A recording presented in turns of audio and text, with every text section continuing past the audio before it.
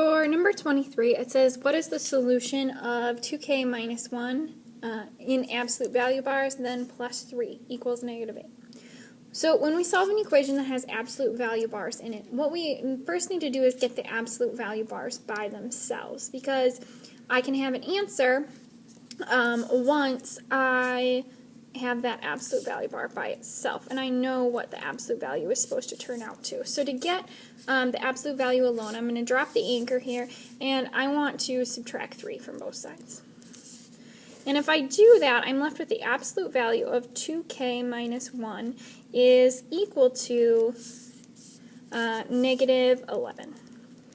Okay, so I get the absolute value of 2k minus 1 is equal to negative 11. Well, if we know a few things about absolute value bars, we know that whatever I get in here, so let's say I plug something in and I end up with 3.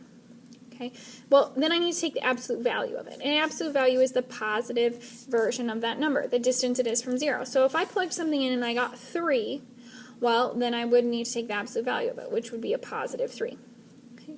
Well, the thing is that these bars always give me a positive answer. But right now, this is suggesting that I can get a negative value after it goes through these absolute value bars. And that's just not possible. Absolute value is always positive. And my result right now says negative 11. So, because of that, there is no solution.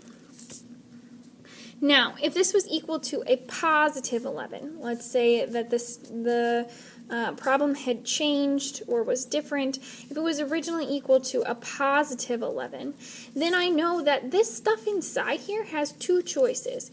That stuff could be equal to 11, or it could be equal to negative 11, and then the absolute value bars change it to a positive 11. So I have two choices. It could be equal to positive 11 or negative 11, and then you would solve from there. But since it says that the absolute value bars are equal to a negative, that's not possible, and therefore we have no solution.